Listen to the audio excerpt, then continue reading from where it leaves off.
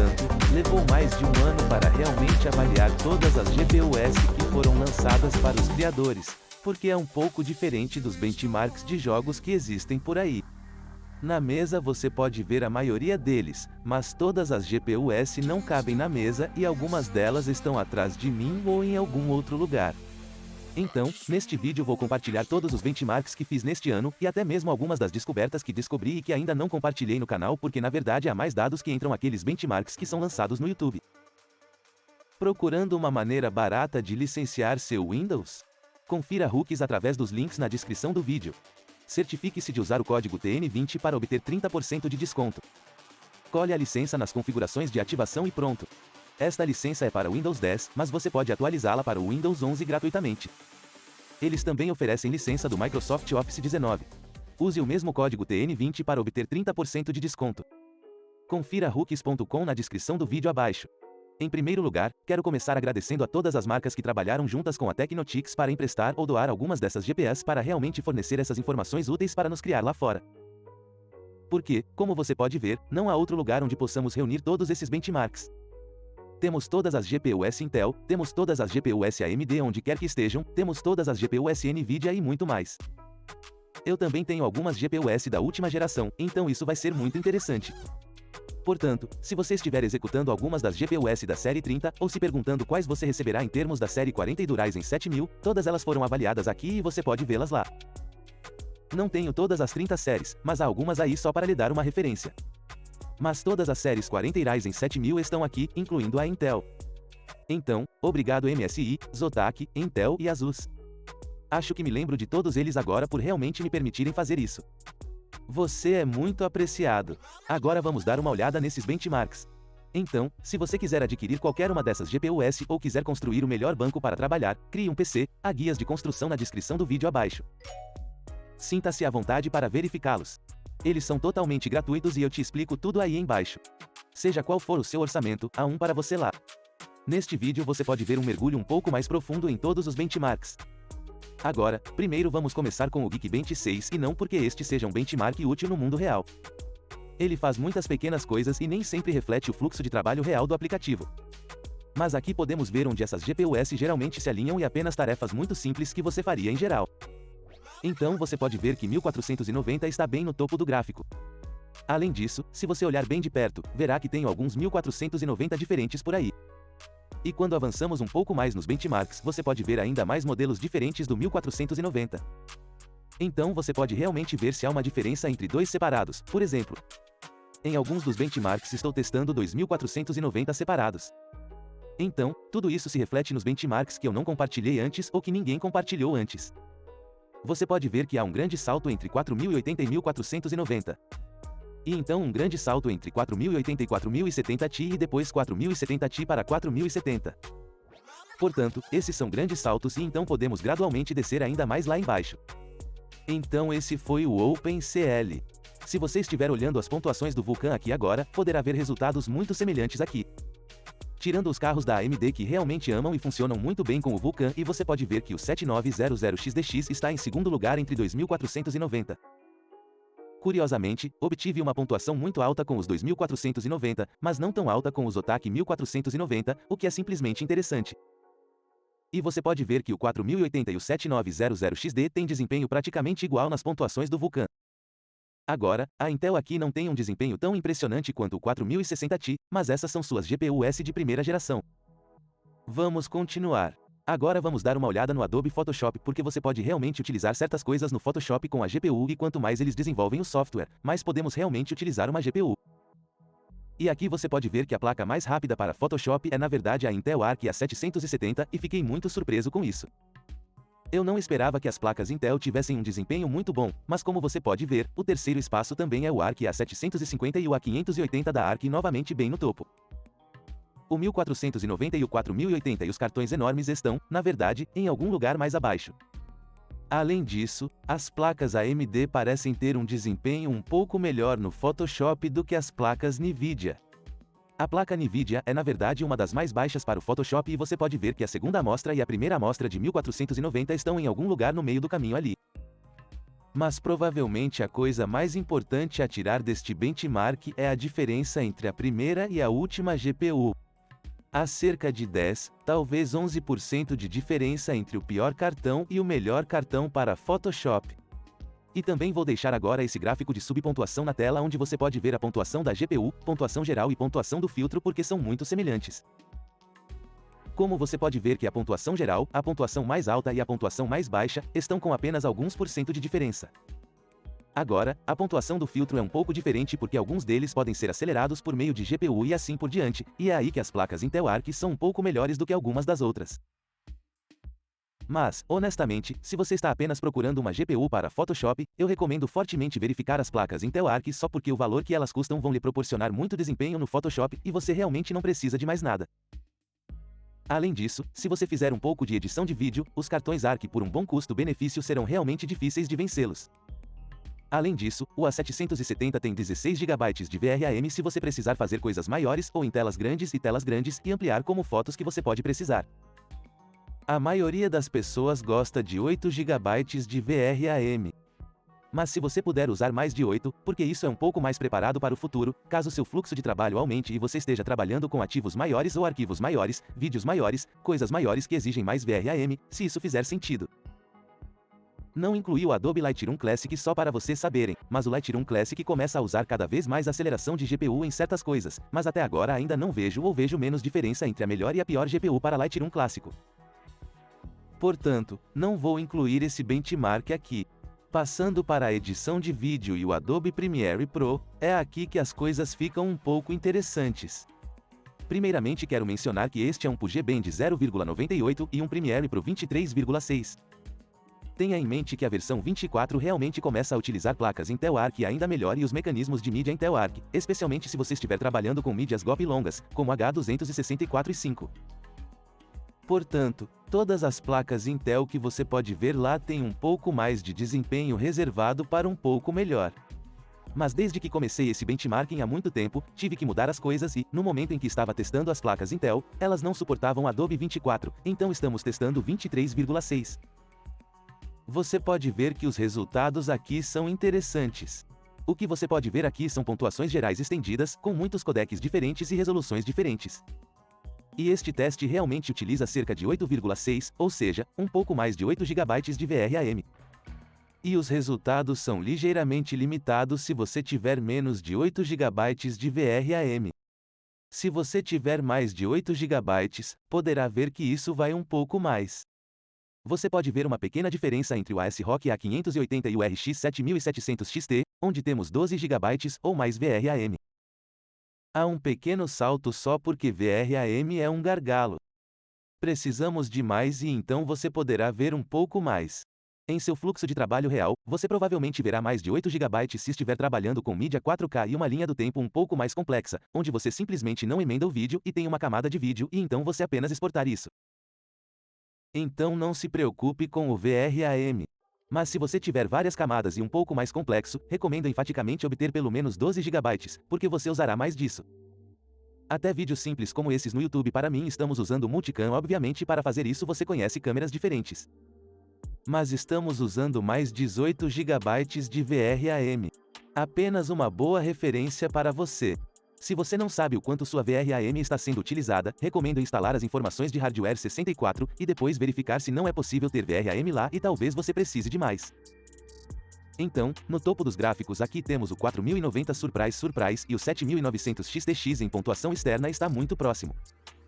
Então, um pouco abaixo, temos o 4080 e o 7900 XT no topo do gráfico, há um pequeno salto para baixo. Entre o 4080 e o 3090 Ti e o 7800 XT e o 1390, você pode ver que esse grupo está um pouco mais abaixo do que o topo do gráfico. Portanto, há três seções, aquelas que têm mais de 16 GB de VRAM e, obviamente, a mais nova geração. E então a última geração 1390 e o 4070 Ti estão no meio do pacote. E então temos os 8 GB com desempenho quase igual.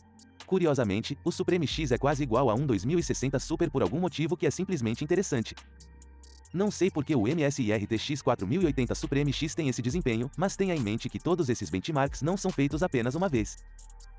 Estamos fazendo pelo menos 5, às vezes 10 benchmarks, se os estiver vendo em todos os lugares, garantido que você saiba que eles são precisos.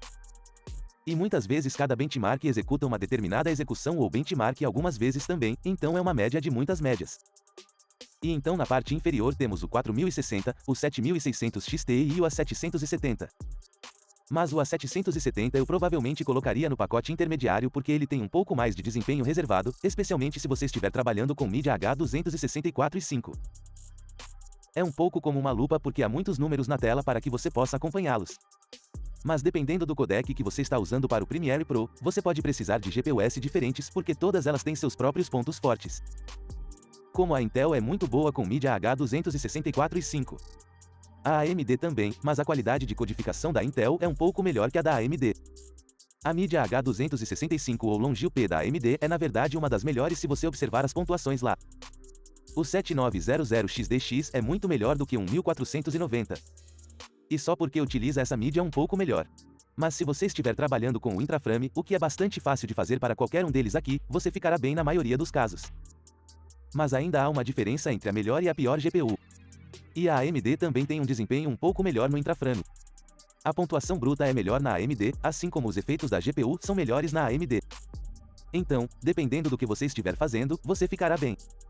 Portanto, sinta-se à vontade para se aprofundar nos benchmarks que você pode ver na tela para realmente descobrir qual é o melhor para você. Passando para o After Effects e aqui você pode ver a pontuação geral. E a melhor das GPUs aqui é na verdade uma RTX 1390 Ti de última geração. Um pouco melhor que o 1490. Então temos 4070 lá. Então temos algumas placas AMD no topo. E curiosamente, o Noctua RTX 4080 está bem na parte inferior da parte traseira. E uma das coisas mais importantes a se ver neste gráfico é que, na verdade, entre a melhor e a pior GPU há cerca de 8,4% de diferença. O que significa que para o After Effects realmente não haverá gargalos de GPU. O gargalo está em outro lugar e provavelmente será a capacidade da RAM. Se você não sabe do que estou falando, dê uma olhada na entrevista que fizemos com o Matt do PugetBench, onde falamos um pouco mais a fundo porque um PC pode ser lento ou como o hardware utiliza software. Além disso, o motivo pelo qual você não vê o benchmark das placas Intel aqui é porque, por algum motivo, elas travaram nessa versão do benchmark. Posso ter feito funcionar com a versão mais recente, mas como queria manter a versão do After Effects e o benchmark exatamente iguais, eles travaram.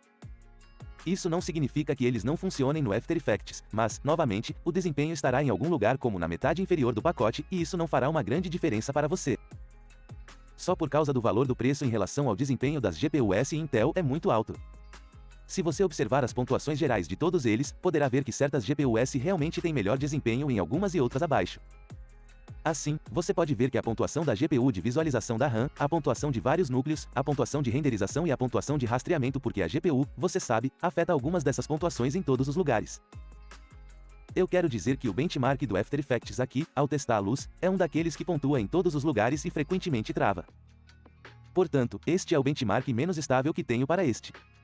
Pode ser por causa da configuração do teste e não sei porquê.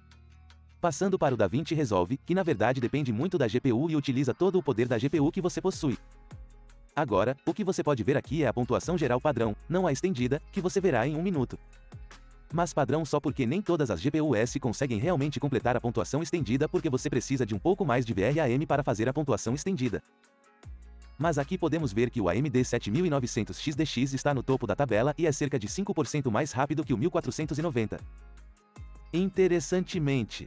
Portanto, os carros AMD têm um desempenho muito bom para o DaVinci Resolve.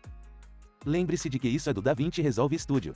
E se você estiver usando a versão gratuita, a primeira coisa que você deve fazer é não atualizar a GPU, apenas comprar a versão de estúdio porque você obterá mais desempenho porque a versão não de estúdio, a versão gratuita do DaVinci Resolve, na verdade é limitada por hardware. Portanto, ele limita o hardware e não utiliza tudo, mas é gratuito, se isso fizer sentido. E você pode ver o desempenho de muitas GPUs AMD bem no topo. Por exemplo, o 7800 XDX está muito próximo do 1490, cerca de 4% mais lento apenas e cerca de 1% mais rápido que o 4080, o que é extremamente impressionante. Você também pode ver algumas das GPUs de última geração.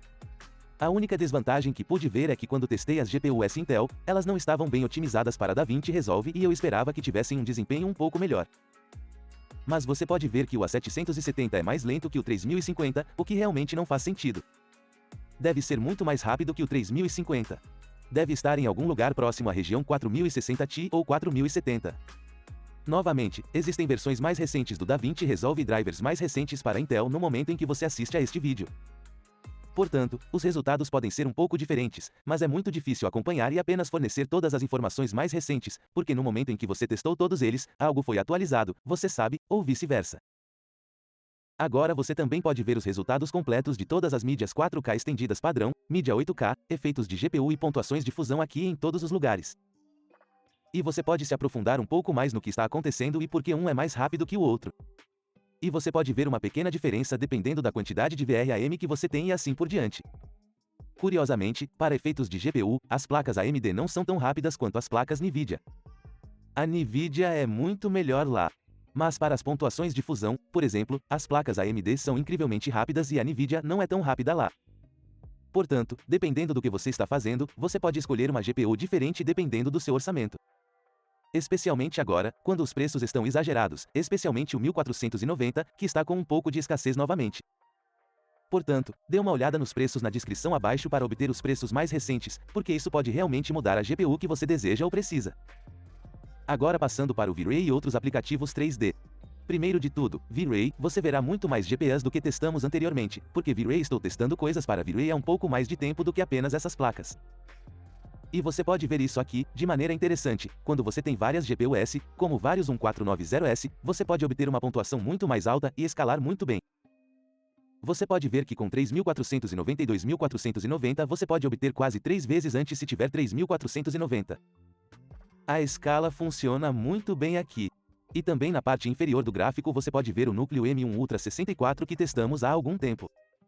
Mas tenha em mente que está usando uma espécie de núcleo de tradução para fazer isso no V-Ray. Então o V-Ray no Mac realmente não funciona tão bem. Agora, outra coisa que quero mencionar aqui é que as placas AMD e Intel não são suportadas aqui. E você pode vê-los em todos os cartões da série 30 e em todos os tipos de cartões da série 30 diferentes. E tudo isso é realmente um aplicativo da NVIDIA. Então, se você estiver usando o V-Ray, sua única opção é a NVIDIA. Mas este gráfico mostrará quais cartas têm um desempenho um pouco melhor que as outras. O benchmark aqui não limita nenhuma das capacidades VRAM. Portanto, mesmo 8 GB ou 6 GB não serão limitados. Ele usa apenas cerca de 4 GB ou algo parecido. Portanto, isso também não é utilizado aqui. Em suas cenas você pode ter gargalos de VRAM, mas não neste benchmark. Você pode pelo menos ver qual GPU é melhor que a outra. Também no 3080 Mobile você pode ver em algum lugar mais abaixo com o Zotac Mini PC que testei. Portanto, pegue uma lupa e mergulhe mais fundo nesses resultados. Tenha em mente que esta é a pontuação CUDA. Se passarmos para a pontuação RTX porque você pode fazer as duas coisas no V-Ray. Os resultados são muito semelhantes, embora algumas das cartas estejam ligeiramente invertidas. Eles são um pouco diferentes, como alguns dos anos 1490, eu pude ver como uma versão de Gigabyte que acho que estava tendo um desempenho um pouco pior para a pontuação RTX do que CUDA em comparação com o Asus ou MSI ou algo parecido. Mas provavelmente não há diferença, mas só quero mencionar isso. Além disso, o M1 Ultra não completou a pontuação RTX, mesmo por meio da tradução. Passando para o Blender e temos ainda mais GPUs aqui. Uma coisa que quero mencionar é que agora no Blender todas as GPUs são suportadas. Seja Intel, AMD ou NVIDIA. E aqui as coisas ficam um pouco mais confusas. Agora você pode ver no topo dos gráficos que tentei testá-lo também com várias GPUs. Vários anos 1490. Agora, os resultados do benchmark não utilizam várias GPUs, mas apenas uma. Portanto, ter um ou três não faz diferença. Mas no aplicativo, quando você está realmente renderizando, há uma maneira de utilizar várias GPUs. Pelo que entendi, o Blender não é como o pão com manteiga que uso todos os dias. Não é tão simples como pegar várias GPUs e deixá-las renderizar. Agora, se alguém com mais conhecimento quiser adicionar isso na seção de comentários abaixo, adoraria ouvir de você. Me avise na seção de comentários abaixo. Como você pode ver, na década de 1490, todos eles têm uma grande lacuna entre a década de 4080. Como você pode ver, há uma grande lacuna aí. Então 4080 e 4070 Ti novamente tem um grande limite. Há uma grande diferença nessas coisas diferentes. E no topo do gráfico temos o MSI Supreme Liquid X, que é 1490 com refrigeração líquida e você pode ver que isso faz uma pequena diferença. Curiosamente, o 4070 Ti é um pouco mais rápido que o 1390 Ti, o que é muito impressionante. E para a NVIDIA realmente para a NVIDIA 3D é absolutamente incrível. Agora, a melhor placa AMD está em algum lugar mais abaixo. Você pode ver que o RTX 4060 Ti ProArt com 16 GB de VRAM ou mesmo 8 GB de VRAM é um pouco mais rápido que o 7900 XTX. E tenha em mente que este é um dos drivers mais recentes que usaremos no final de 2023. Então, para AMD e Intel, a Nvidia está em um nível totalmente diferente para o Blender e você pode ver isso em todos esses benchmarks. Eu gostaria que a AMD fosse um pouco melhor, especialmente com algumas de suas placas como a 7900 XTX, que tem muito mais VRAM, mas infelizmente a renderização 3D é um nível totalmente diferente com a Nvidia. Temos alguns dispositivos Apple lá, bem como o M1 Ultra na parte inferior. Mas ainda não tão impressionante. E você pode ver o M3 Max lá também. E o primeiro gráfico era sobre a cena dos monstros. Mas também as cenas de Zunk Shop e Classroom. E vou deixar os resultados completos para vocês conferirem. Porque há muito em que se aprofundar se você quiser ver quem é melhor. E você pode ver que a Nvidia realmente está em outro nível. Além disso, o que é muito impressionante é o Apple M3 Max. A GPU M3 Max é realmente impressionante. Obter uma versão desktop 3060 Ti para a Apple agora é uma melhoria bastante boa. Mas também o tipo de desempenho do 7900 XTX também é impressionante. Mas a AMD não é tão impressionante para o Blender, mas ainda assim impressionante para a Apple. Passando para o Octane Bench e aqui novamente más notícias para a Intel e a AMD. Isso é compatível apenas com dispositivos Nvidia. E, novamente, o dimensionamento funciona muito bem, com mais GPUs realmente oferece muito mais desempenho. Então, se você estiver fazendo muita renderização com Octane, isso fará uma enorme diferença. Como você pode ver, os três primeiros são praticamente o dobro toda vez que você adiciona um cartão. Você pode ver muitos 4090 no topo das paradas. Depois 4080S, depois 4070 Ti e mais abaixo. E curiosamente, o 3090 Ti é um pouco mais lento que o 4070 Ti no Octane Bench. Isso só mostra o quanto eles melhoraram o desempenho com a próxima geração de GPUs. E por último vamos dar uma olhada no Redshift aqui. É aqui que tudo é suportado, exceto Intel. Portanto, as GPUs Intel não suportam Redshift, mas a AMD e Nvidia sim. E no topo do gráfico novamente temos GPUs Nvidia e 4090S, depois 4080S e depois 3090 Ti. Curiosamente, o melhor do AMD 7900 XTX é na verdade mais lento do que um RTX 4070, o que é interessante. E apenas um pouco mais rápido que o 4060 Ti. Você pode ver que é um pouco 3% mais rápido que o 4060 Ti, o que não é nada impressionante para a AMD. Então, para o Redshift novamente, se você quiser um bom desempenho, a Nvidia é a escolha certa. Conclusão então, qual GPU você deve adquirir? E há muitas versões diferentes por aí. E se você é iniciante e está pensando qual a diferença entre SORTSC e ASUS e Gigabyte e MSI? Mas eles são todos 4090, qual é a diferença? Bem, basicamente a resposta curta é que isso realmente não importa. Escolha a marca que você mais gosta do design. Por exemplo, se você olhar para o 4090 da SORTSC ou da ASUS, o design é diferente, mas eles funcionam dentro da margem de erro um do outro. Eles realmente não são melhores que o outro.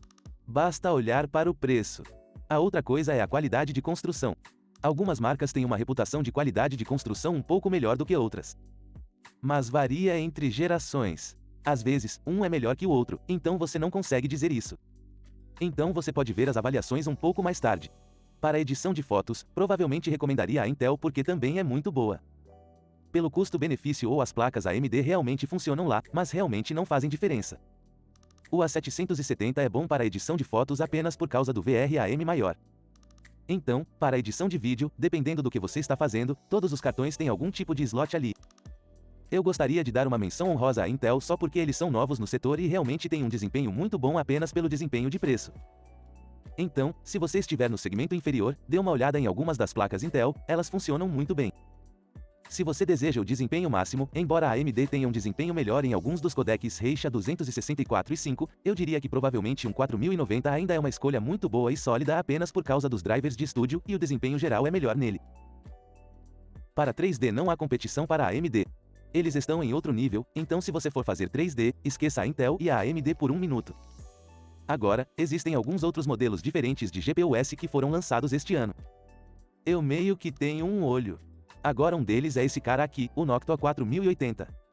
Agora eu gostaria que esse design fosse melhorado. Fiquei mais impressionado com a série 30 sobre essa ideia. A série 40, na verdade, o 4080 aqui custa um pouco caro demais para realmente fazer sentido para isso. Especialmente porque o consumo de energia não é tão grande e você sabe disso, mas eu ainda gosto e gostaria de obter uma versão Chroma Plaque disso. Acho que é um ótimo conceito como melhorar o resfriamento e o ruído da GPU, mas não acho tão impressionante quanto no ano passado. Então também quero agradecer a essas GPUs Intel. Eu acho que os cartões Sparkle parecem absolutamente fantásticos. O design de uma GPU azul é diferente de como nunca vimos antes e muito minimalista também. Eu gosto bastante disso. E em termos de 4090, acho que um dos meus designs favoritos foi, na verdade, da MSI. Os cartões Supreme X, com ou sem refrigeração líquida, acho que são os mais bonitos. Eu pensei que TUF era o mais legal no começo, mas TUF é muito gamer, então não escreva TUF Gaming nele. Strix também é muito bom, mas ainda é muito divertido e divertido. Eu acho que o Supreme X parece o mais bonito. E então o prêmio de GPU mais bonito deste ano vai para esse cara. Esta é a série Asus ProArt de GPUs RTX e elas são, minha palavra, tão lindas. Tenha em mente que se você adquirir um 4060 ou 4080, eles têm algumas variantes diferentes deles. Eles parecem e são exatamente do mesmo tamanho. Há simplesmente lindo minimalista, sem RGB, apenas lindo preto e dourado. Oh cara, quero dizer, você concorda comigo, você não concorda comigo, isso é muito, muito legal. Eu gostaria de obter um 1490 com isso também. Talvez um pouco melhor. Isso seria muito bom. Portanto, esse prêmio vale definitivamente para a Asus e se você usar o Adobe Creative Cloud ao comprar a GPU ProArt, receberá 3 meses grátis.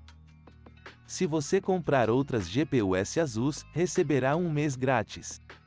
Portanto, se você é um criador, vale a pena conferir os cartões Asus porque você pode deduzir isso do preço.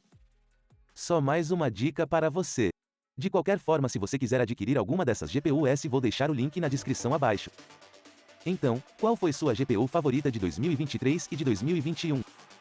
Eu sei que há uma nova GPU chegando, então clique em inscrever-se porque ela será lançada em breve, provavelmente em algumas semanas. Então, feliz ano novo e até breve, tchau!